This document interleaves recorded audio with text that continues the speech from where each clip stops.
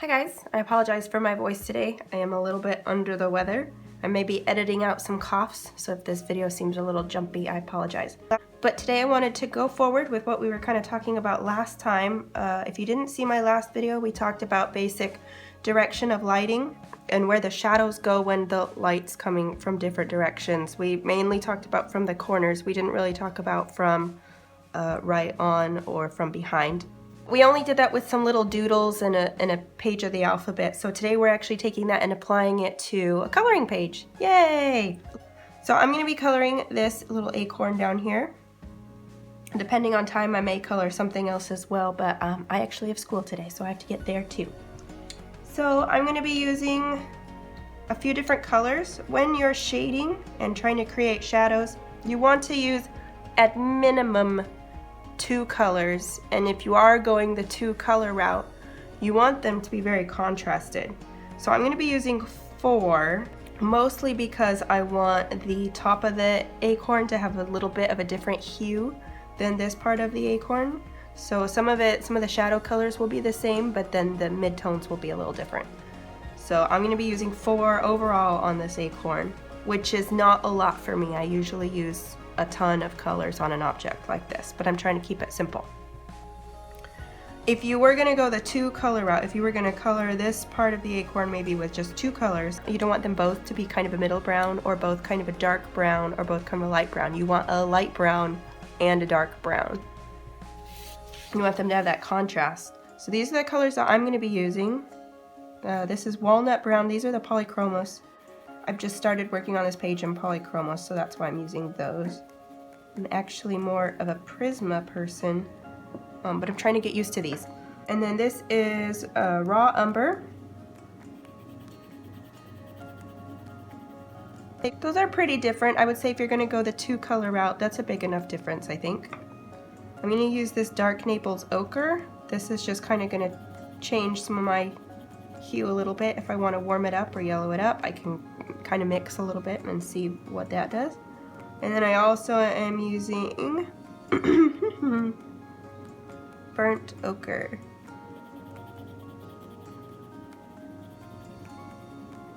So those are my 4 colors. If I was going to go with 2 colors on this part of the acorn, I would definitely use my darkest one for the shadows. And then I'm going to be using this color, the burnt ochre, for this part of the acorn. I want it to be a little bit of a warmer brown, and this will be kind of more of a slightly cooler brown. So I would use this one and maybe this one. You could do these 2. I probably wouldn't do these 2 because you want the brown. This is just going to be yellow and dark. So that's not really what I would go with. I tend to like to start with laying down my midtone and then layering my shadow on top of it. So the midtone is going to be like the main color of the object. And I go in really lightly with this color, and I do not color in where I want it to be the lightest. Not right away anyway. I'm going to take my burnt ochre and just kind of lay down some color, and as I'm doing this, I'm just going really, really lightly. In fact, I'll move this up a bit. Let me see. There we go. That's probably better. I'm going to go really, really lightly .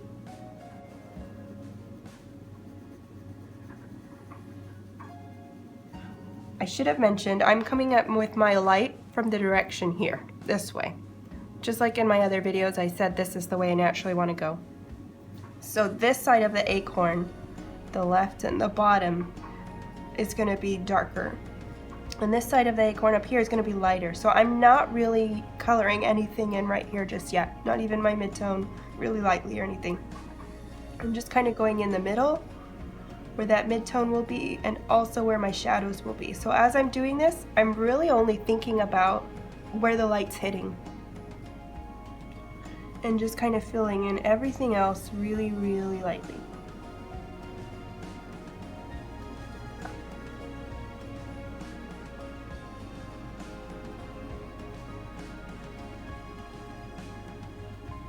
In our last video, we colored some angular stars, and that was a bit easier to fill in. When you have a rounded object like this, you kind of have to envision it in your brain. Where is that highlight going to be? Where is that light going to be hitting? And I kind of imagine a line like right here.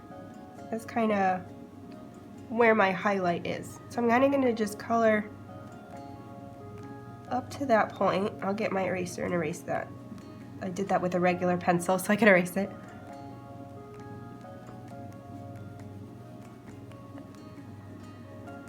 Okay, so I've left this whole area kind of white for right now. I've just used this burnt ochre. I'm now going to use the raw umber. I think that's what this one is. Yep. And I'm going to lay in some shadows. You can get really detailed with this if you want. These lines on the acorn are like little divots or little cuts or just little indentations in that acorn. So where they go into the acorn, it's going to be darker.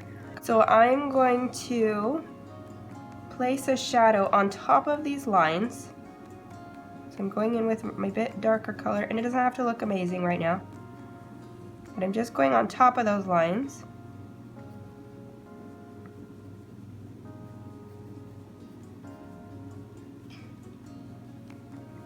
And I'm careful to not put too much right here because this is part of the acorn is going to be lighter overall. Go in and add more lines here. Just on the top of them. On this side particularly they will be dark, but I'm still going kind of lightly because I will want to go over it with my even darker pencil probably. And I don't want to be pushing the tooth of the paper down yet. You can also get a little creative. You can extend that line a bit. You can add in your own lines.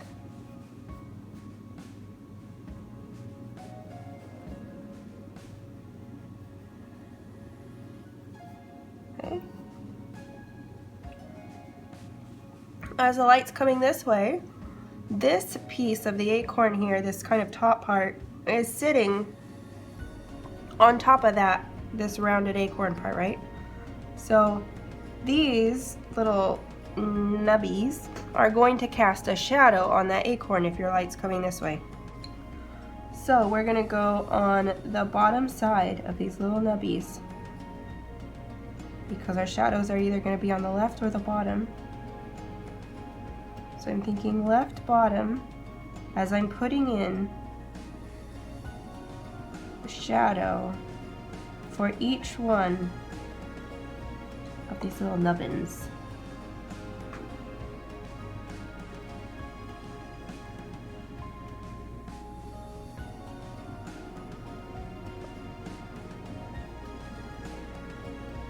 Okay, that's alright for now. Then I'm just going to lightly block in my overall shadow. Just making this side of the acorn darker, so that generally my acorn will be dark, middle, light. Right, that bottom left is the dark and the top right is the light. And then you just kind of have this middle zone.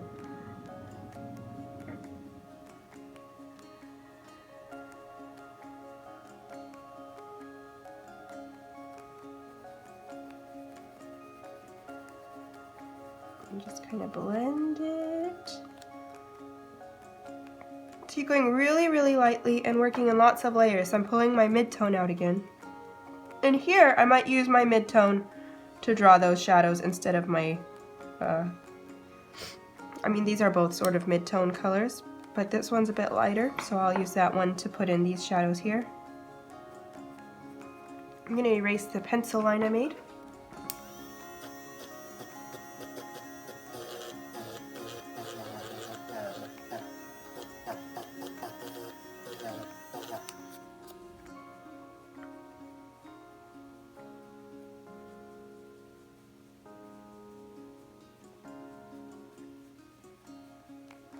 And then you can add in, again, some of your own lines.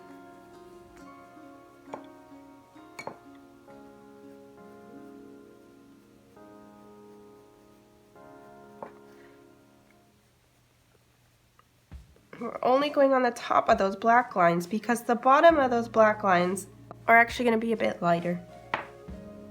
So now I'm going to go in with this one that I was using to kind of block in my shadows a bit. This is the raw umber again.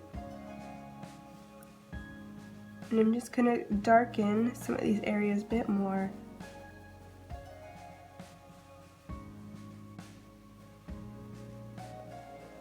So this is kind of a long process. It's not you use one color once and you put it down and you're done. When you want to blend your pencils, you're constantly going back and forth between them. At least for me. Oh, these shadows here, they're also going to have shadow. Okay.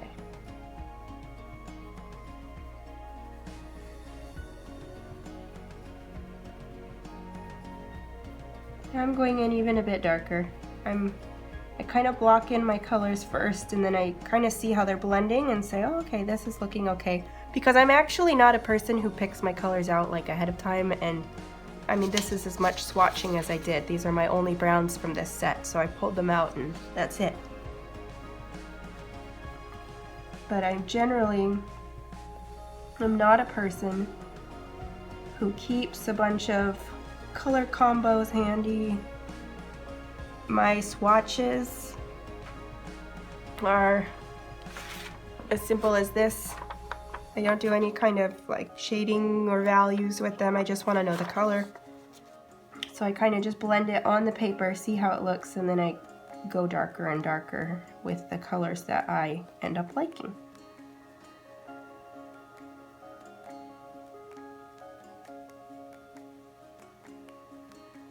Here I like doing this little point.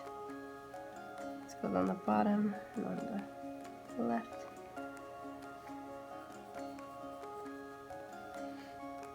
Throw in a little bit over here.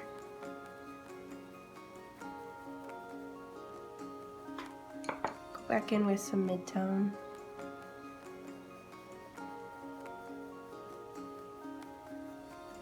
I mean, these are both mid-tones. I still haven't even put in my shadows yet. I shade with my mid-tone and then I shade with my shadow on top of it. You don't get quite as dark of a shadow that way. So I've been playing with it to try to get even more contrast in my own coloring, but it's been working for me so far.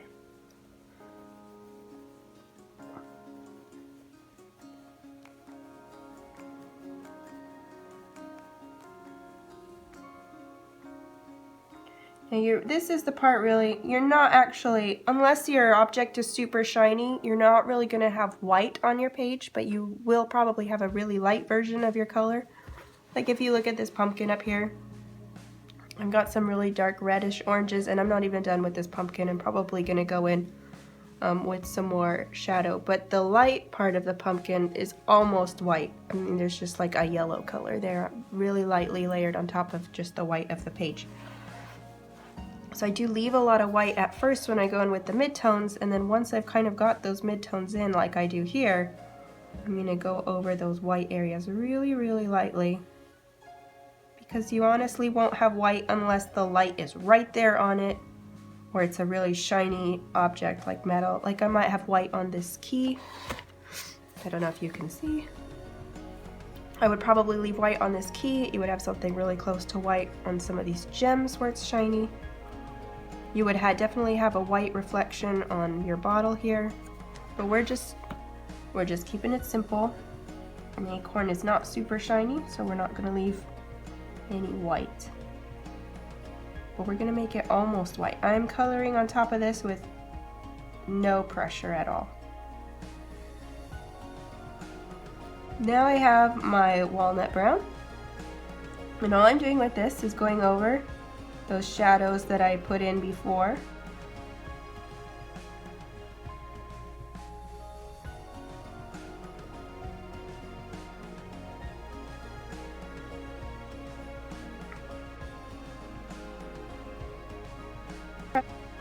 I'm not pressing extremely hard.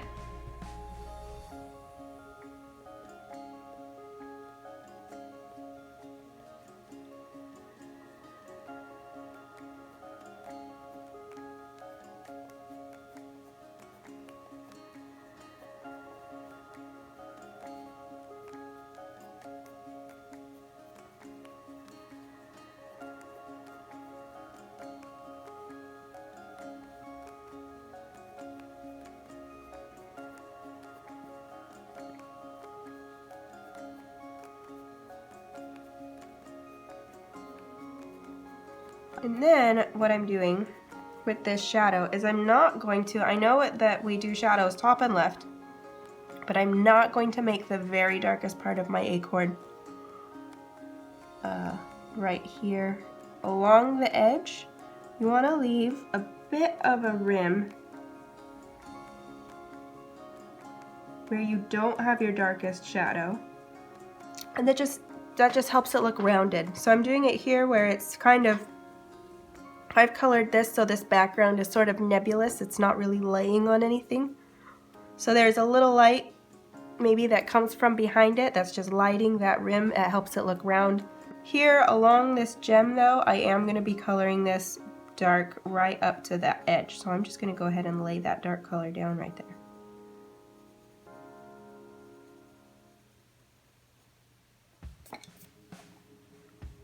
And then I'll just sort of blend that out with some light circular strokes.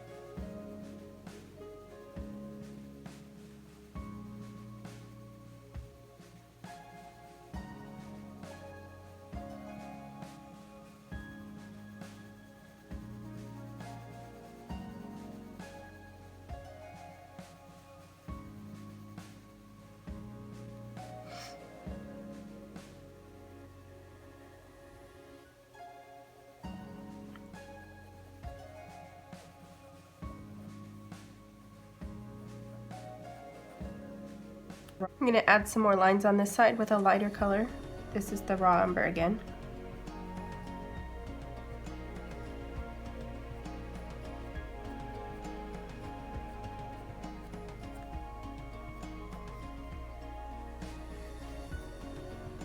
And I'm just sort of doing this randomly, really lightly. I don't want them to stand out too much.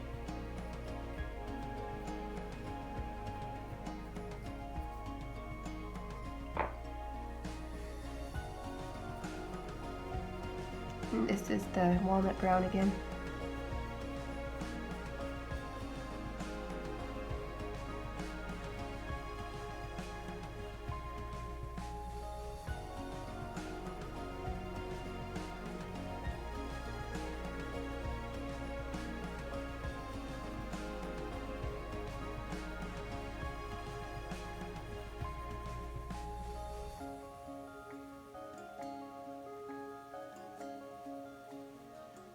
And then I'm taking my warmer color again, the burnt ochre, because I want to make sure that I'm not losing that warm color on here. So I'm going to use that to kind of blend out that walnut color.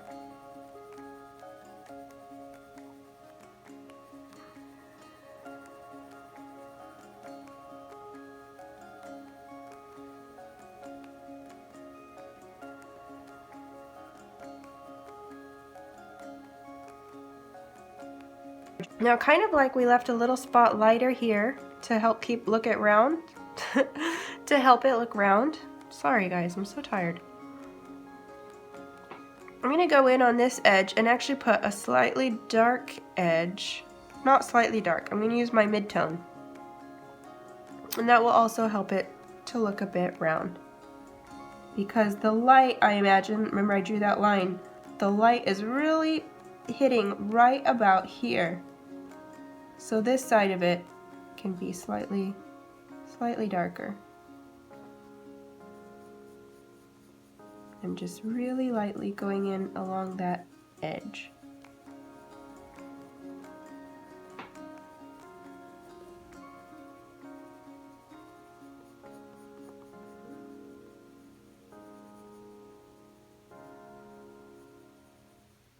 And then if I want for added fun, if I just want it to be a little more yellowy, I just throw in some yellow really lightly over the top. It makes my light look like it's coming from maybe the evening. And you have that golden light.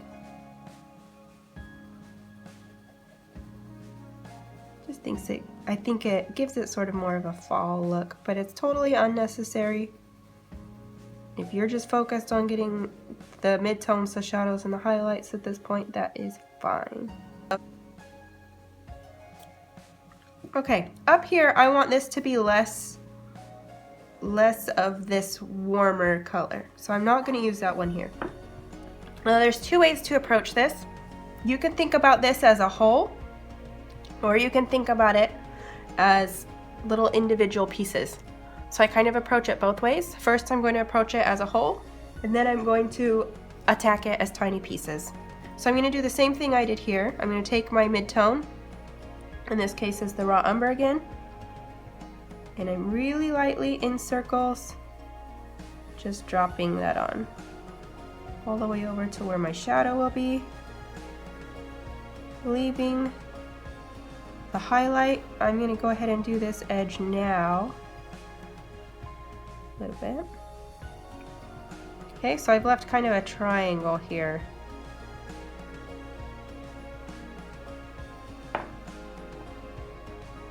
I'm going to keep using this and go darker on my shadow side.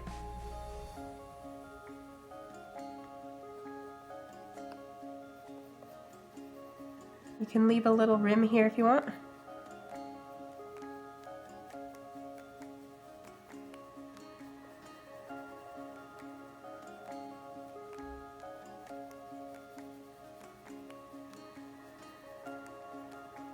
Okay, and I'm not darkening that rim over there because really it is light. The light is hitting it pretty well there.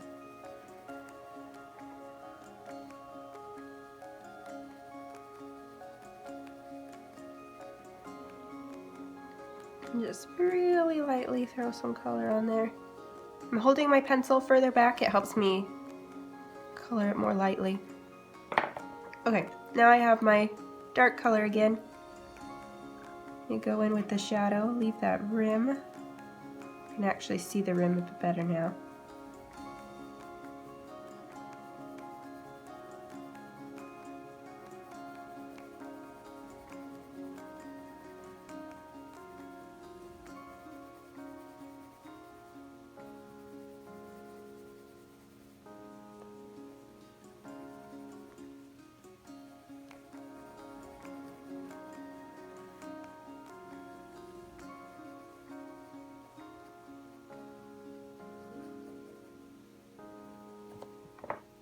So I've kind of colored it as a whole. Now I'm going to go in and draw shadows for each of these little things. So actually in my highlight area, I'm going to use my mid-tone color. And remember, just like we did the shadow here, we're going to do the same thing for each one of these.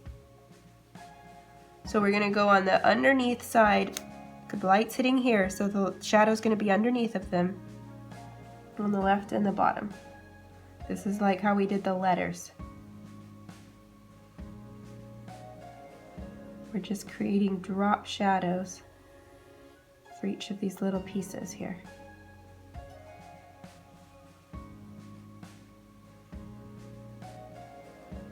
And in this highlight area, I'm using the mid-tone to add the shadows.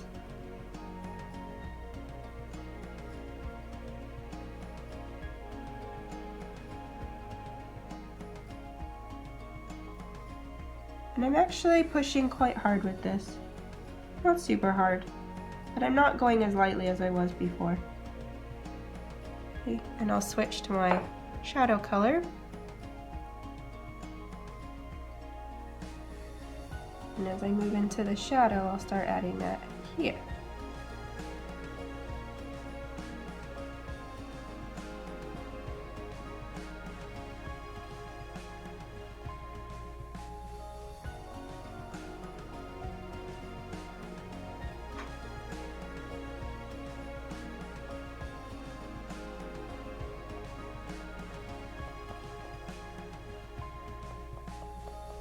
And all you're doing is following the line on left and bottom of each of these. I don't know what they're called.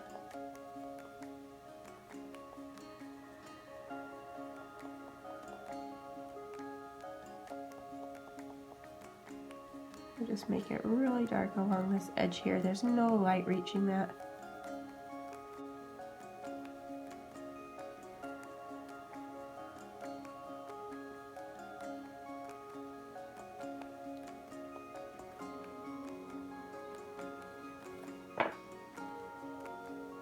I think I need some more mid-tone here.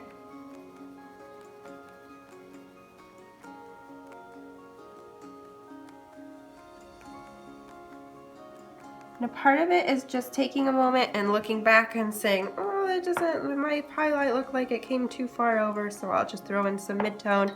Oh, my shadow, you know, is not quite coming up to meet where I had my shadow here, so I throw in more shadow. And it's always easier to add color than take it away, so I like to be extra generous with my highlights at first, and then add more shadow where I think it needs it. But you also don't want to be shy about adding your shadow where it needs it, because otherwise your image will look flat if you don't have enough contrast.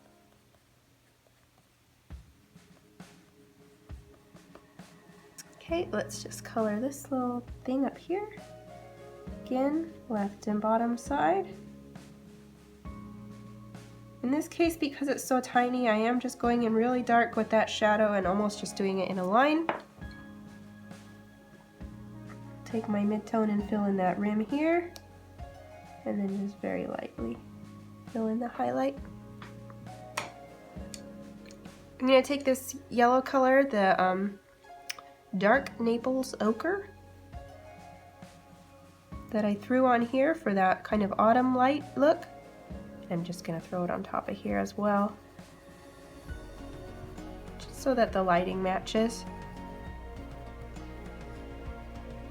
While I'm here, I'll go ahead and color the top of this. The gem will be a different color, but start just here.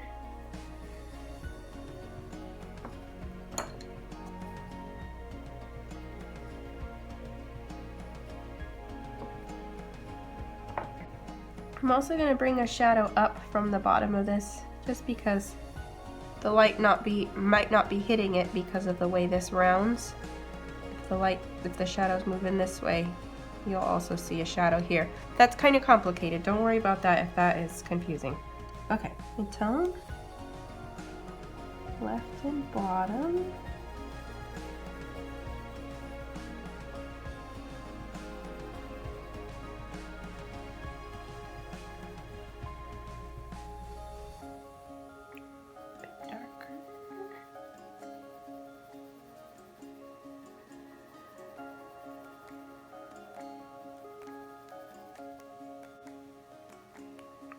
Fill in my white because I don't want it all the way white. Shadow. Still going really lightly with this shadow, not pushing hard yet.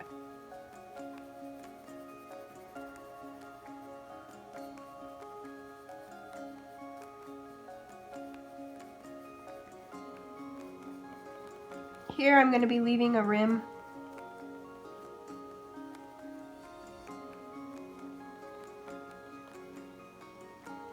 Because again, the way I've colored the background, it makes it appear that it's not really resting on the ground or anything, so there can be light that escapes kind of on that side. It helps it look round.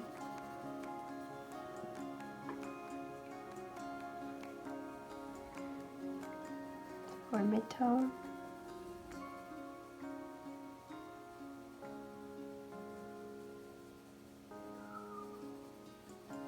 Now I'm taking my midtone and throwing on those shadows.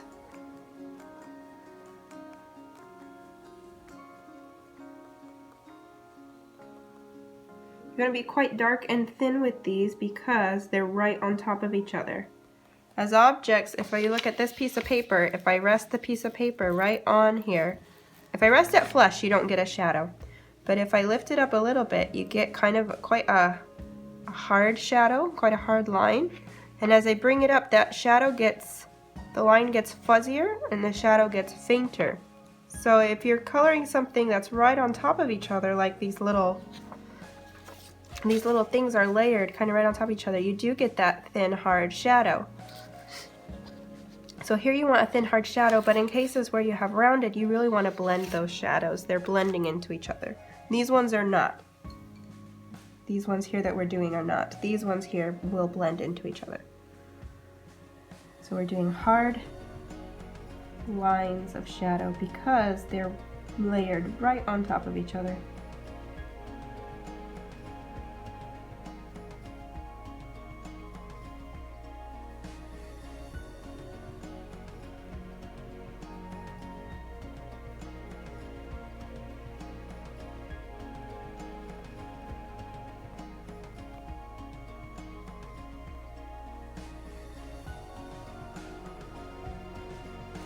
Oh, that was my dark color. I picked up the wrong pencil. That's okay. It happens sometimes. It's not a big deal. I was kind of working in the shadows anyway.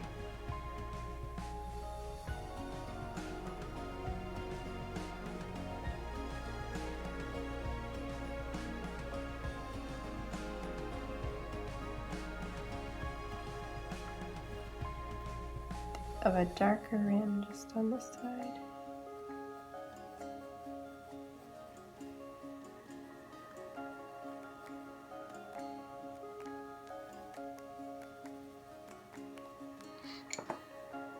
And then put in our yellow for that autumn color.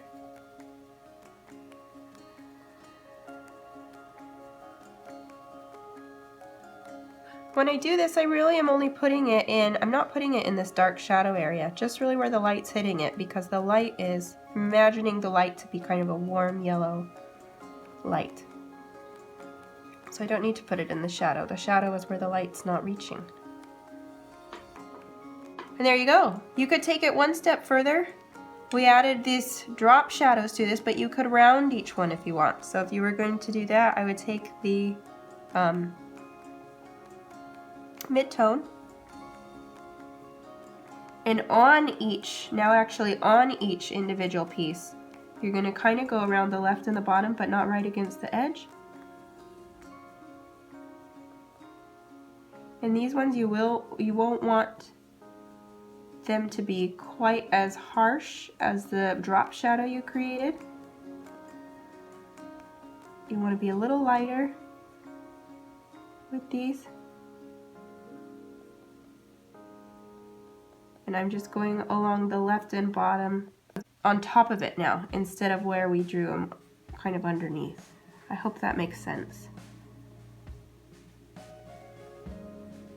Here in the shadow, I'll have to go in with my darker tone.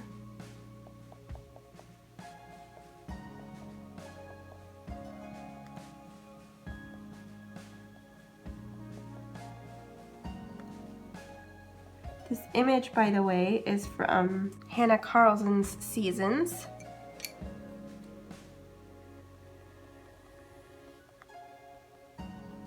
It is definitely feeling like autumn where I am.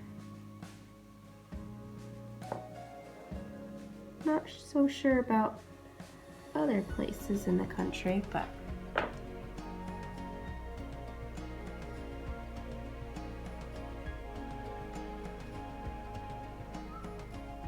you've already got leaves changing and falling. It started in September. It was awesome. I just moved here. I'm not used to that. I'm in the Pacific Northwest and I came from California, where you have summer and then rain and then summer again. And I like the rim that I have here, but I don't really have one here. So I'm just going to go in with my eraser and create one. It's going to be too light as I create this, but I can fix that up.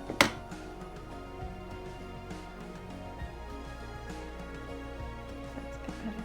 I'll just darken this side of the rim a bit. It doesn't need to be so dramatic.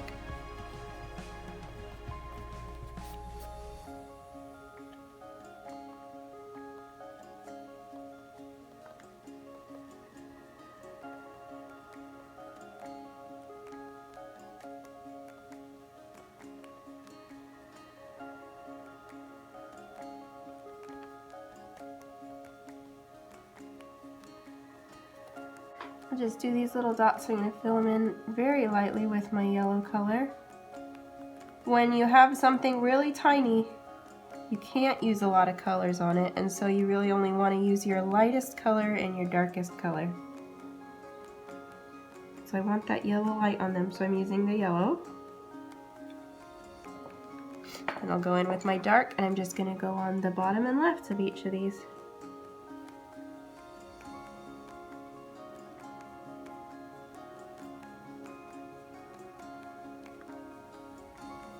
And then what I might do, just for fun, is use a Posca pen. And I'm going to go on that highlight, so the top right. Just one little dot on each of these. Boop.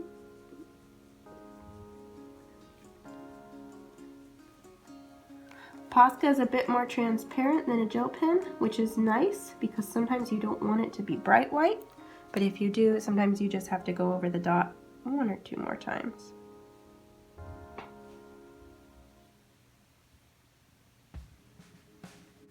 Let me put some dots up here.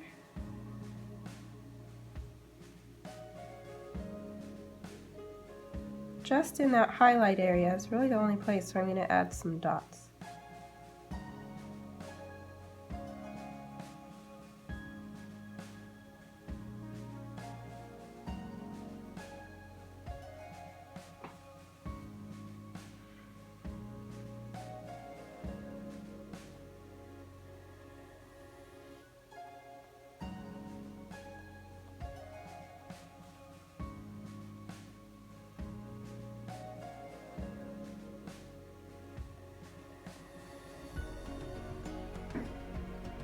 And I have a couple different white gel pens. Right now I'm going to use this one, this Pilot G2. I like this one in cases where I want a really thin line that's not so opaque, because when I draw on this, I'm going to go, so we added those shadows on that top of the line here, and darken them up even a little bit.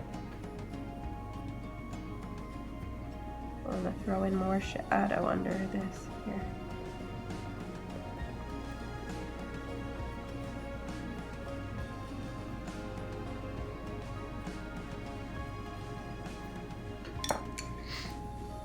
And now we went on top of the line. Now I'm going to go on the bottom of the line. And this pen takes some coaxing. But it just puts a real fine, translucent sort of line there.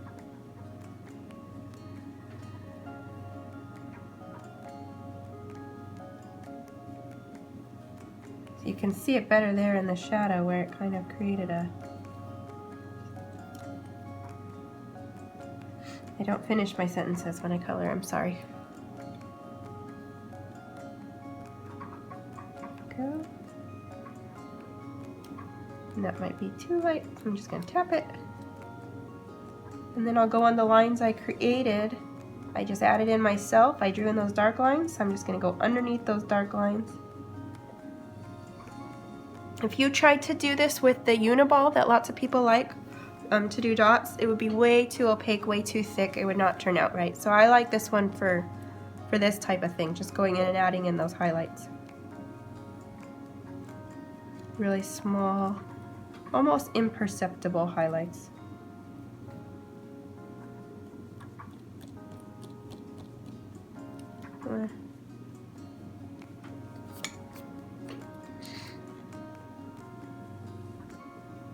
And then I just might kind of, for texture, go over my highlighted area in some back and forth scribbles.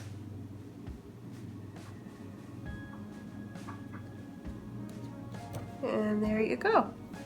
Really want more of a shadow under this now that I'm looking at it.